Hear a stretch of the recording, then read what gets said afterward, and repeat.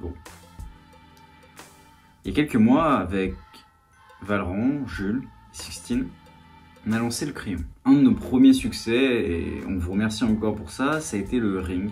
Il n'y a pas de problème, mais c'est un autre sujet déjà, parce que là, moi je ça répondais fait simplement... entièrement partie Non. Le débat entre Louise Aubéry et Julien Rochdy sur le féminisme. Franchement, après ce débat-là, et jusqu'à aujourd'hui, bon, il y a eu le confinement entre-temps, mais tout va plutôt bien pour nous et on avance vraiment bien. Le problème, c'est qu'il y a quelques semaines, Valran m'envoie ce vocal. Ouais gros, j'ai croisé quelqu'un à la soirée de Jules et genre on avait pas mal discuté du crayon et tout, elle avait vu pas mal de vidéos qu'on avait faites, mais elle connaissait pas du tout qui t'étais et genre elle voyait même pas ta tête quand je lui parlais et genre ça m'a mis trop mal parce que genre, enfin c'est impossible, il y a genre une vidéo tous les 2 jours de toi ou une story de toi, donc genre faut vraiment qu'on réfléchisse à un moyen que les gens puissent tout de suite nous identifier et que ça soit clair qui fait quoi dans ce qu'on fait, tu vois. Les gens connaissaient les vidéos, mais ils ne nous connaissaient pas nous. Et ça, c'est un problème, parce qu'avec Val, Jules et Sixtine, on a toujours voulu communiquer sur qui on était, pourquoi on faisait ça, et dans quel but. Mais quand il y a un ring, bordel, il y a un ring, gros. On est là, gros, dans l'arène, mec. Il fallait qu'on incarne beaucoup plus le projet. On s'est dit dans un premier temps qu'il fallait peut-être qu'on fasse une FAQ à 5000 abonnés. Comme on a vu pas mal de succès et que le nombre d'abonnés commençait à monter, on s'est dit dès qu'on atteint 5000 abonnés, on fait une FAQ. Oui, mais le problème, c'est le confinement. Le confinement est arrivé et Jules étant en télétravail à côté et Sixtine en école, il était maintenant difficile de trouver un moment où on pouvait se retrouver tous les 4. On avait même trouvé une date, tout était prévu, on allait tourner la FAQ des 5000 et vous auriez pu découvrir ce qu'était profondément le projet.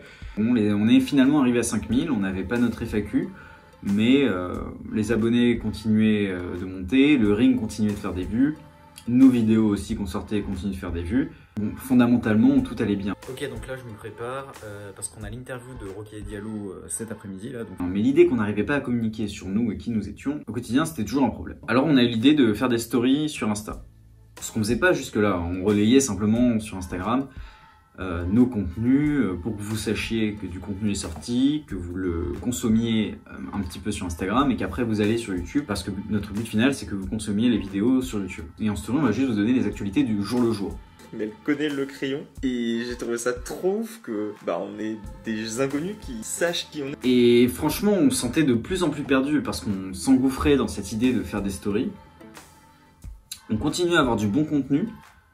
Et on était persuadé qu'on n'arriverait jamais à expliquer ce qu'on voulait faire, pourquoi on voulait le faire et comment on veut le faire, qui a quel rôle, etc. Pourquoi Val fait ça, pourquoi moi je fais ça, pourquoi Jules et Sixtine ont tel rôle, etc.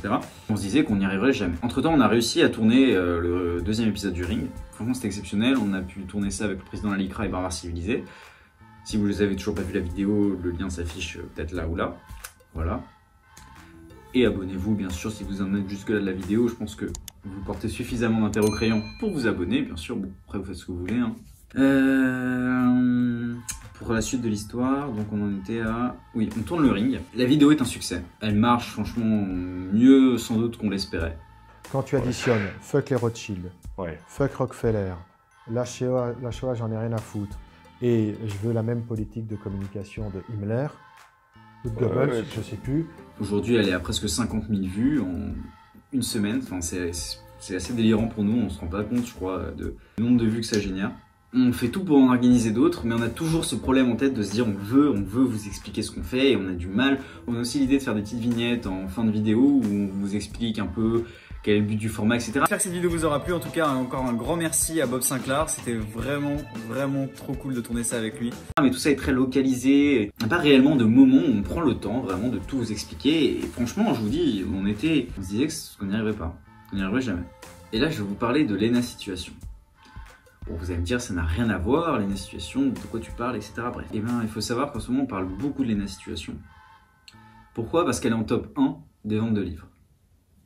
Elle a explosé tous les scores, franchement, respect à elle, bravo Lena, chapeau à toi.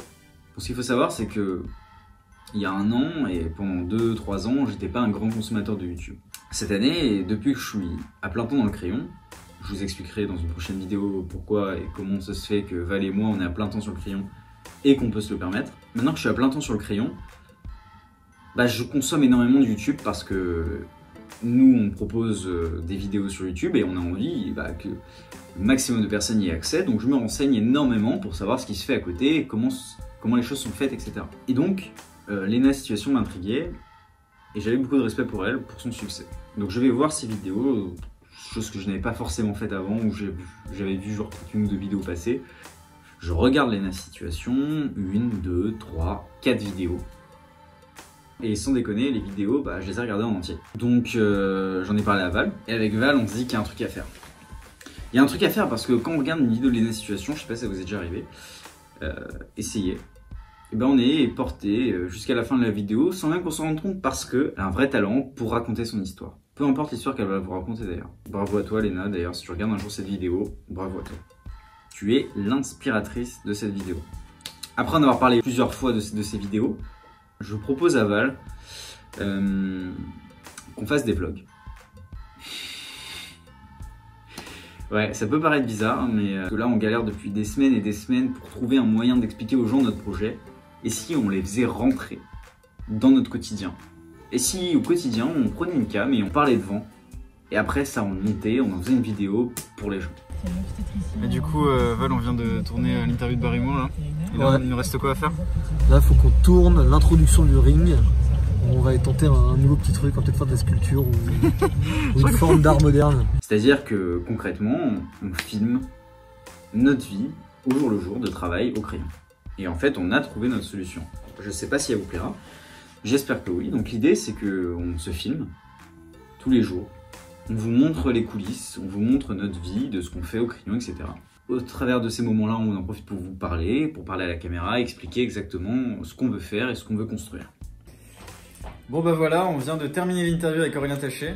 Ouais, c'était assez marrant, très intéressant et puis... Je crois que t'as retrouvé du réseau sur ton tel aussi. J'ai effectivement retrouvé du réseau sur mon téléphone. Vraiment, je vous dis, avec Val, on n'est pas du tout formé à ça, on n'a pas du tout l'habitude de se filmer tout le temps, au jour le jour, etc. Et voilà, comme ça doit servir à ça aussi cette caméra. Troisième mec envoyé à Valek. Valek, si tu nous reçois, on t'attend. Bonne journée à toi, Valorant du Crayon Média. Même la vidéo, on vous expliquera dans cette prochaine vidéo, mais on n'est pas du tout issu de ce milieu-là. Enfin bref, on va rentrer dans les détails justement là. Cette vidéo commence à être un peu longue. Donc l'idée et le principe finalement, c'est que toutes les 2 semaines ou peut-être tous les mois, on publie une vidéo un peu comme celle-là où je parle devant la caméra. On met des extraits qu'on a filmés pendant les 2, 3, 4 semaines qui se sont passées, les gens qu'on a rencontrés, etc. Et que vous découvriez notre projet, ce qu'on veut faire, ce qu'on veut vous expliquer et où on veut aller. Voilà, j'espère que cette vidéo vous a plu. Et j'espère que le concept et le principe même de ce que je vous ai proposé vous plaît. N'hésitez pas à mettre un j'aime, un commentaire, abonnez-vous. Puis on se retrouve bientôt. Allez, salut.